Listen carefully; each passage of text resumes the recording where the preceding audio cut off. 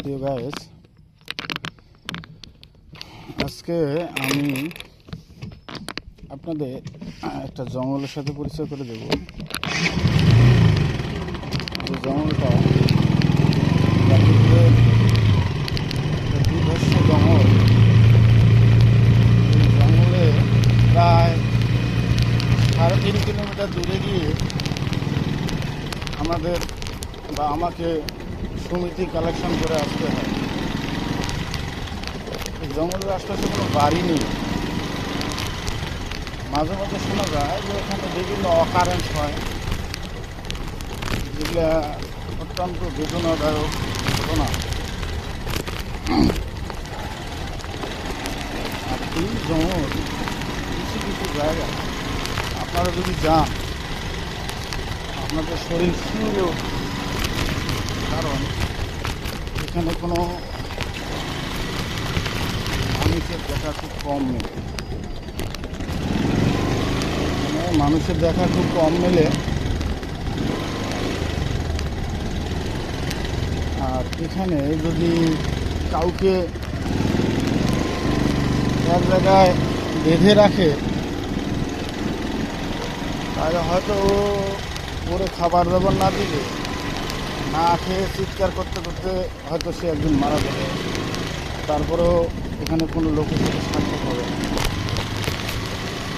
আপনারা চিন্তা করেন যে গাজীপুরের মতো সিটি এলাকায় যে এত বড় জঙ্গল আছে, এটা তো ভাবনার বিষয়। আর আমরা এনজিওর লোক এই জঙ্গলের ভিতর দিয়ে গিয়ে আমাদেরকে কালেকশন করে নিয়ে আসতে হয়। তাহলে আপনারা মনে করেন যে আমরা কতটা রিস্কে থাকি, কতটা রিস্কে এখানে আমাদেরকে কাজ করতে হয়, কতটা রিস্কে যে আমরা এখানে জীবনের বাজি নিয়ে, জীবনের ঝুঁকি নিয়ে কাজ করি। এটা হয়তো আপনারা না দেখলে বুঝতে পারবেন না। কারণ এখানে মাঝে মাঝে কিছু অকারেন্স হয়, এগুলো আপনারা হয়তো ইদানিং কিছু ঘটনা এই জঙ্গল সম্পর্কে শুনছেন, এবং হয়তো আসেননি। তবে যদি কোনো দিন আসেন, তাহলে এই গাজিয়ারান জঙ্গলটা আপনি দেখে যাবেন।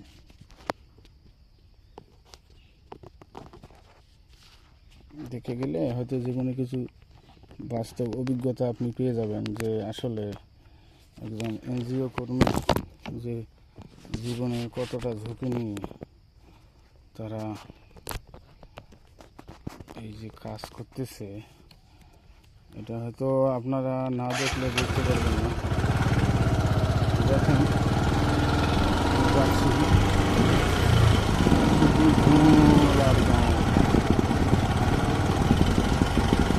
এই জঙ্গলে বিভিন্ন হিংস্র প্রাণীরও দেখা পাওয়া যায়, যারা অনেক সময় মানুষকে আক্রমণ করেছে এবং মানুষের ক্ষতি করেছে। তা আমি হয়তো যখন এখানে আসি, তখন ভাবি যে জানি না কি আছে বা কি হবে, সেটা তো বলা মুশকিল। তারপরও মনে করেন জীবিকারীদের আমরা আমি আসি, কিন্তু একবার ভাবেন কতটা রিস্ক নিয়ে আমরা এখানে কাজ করি।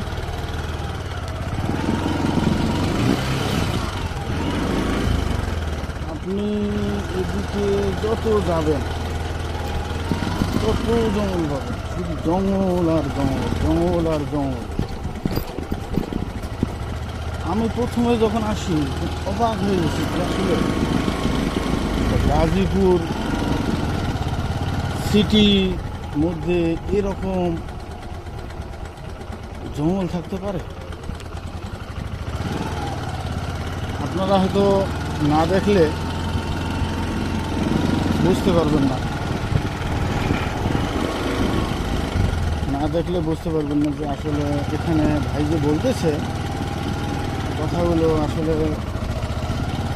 দেখলে বুঝতে পারবেন যে হ্যাঁ ওনার কথাগুলোর সাথে পুরা মিল আছে।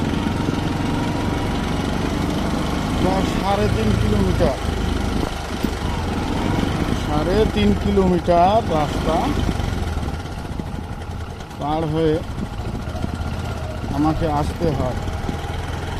একটু বুঝবে জানি না আমার হাইটে কি আছে, তবে ইনশাল্লাহ আজ যাবো তো কোনোদিন কোনো বিপদে পড়ি না। এখন বিপদ হইতে কতক্ষণ, বিপদ হইতে কোনো সময় লাগে? কোনো সময় লাগে না, বিপদ হইতে সময় লাগে না।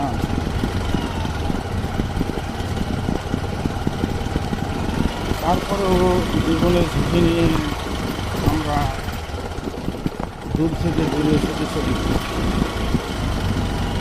একটাই উদ্দেশ্য, যে ফ্যামিলি, বউ বাচ্চা, বাবা মা, তাদের জন্য আমাদের বা আমার অনেক দায়িত্ব।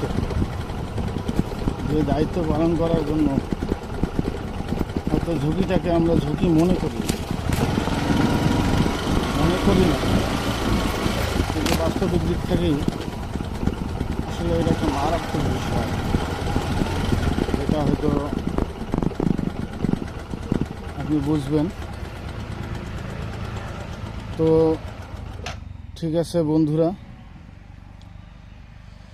সময় কম, আমার কাজ করতে হবে। ইনশাল্লাহ যদি বেঁচে থাকি হয়তো একদিন এর গভীরে গিয়ে আপনাদেরকে কিছু দৃশ্য আমি দেখাবো। খোদা হাফেজ।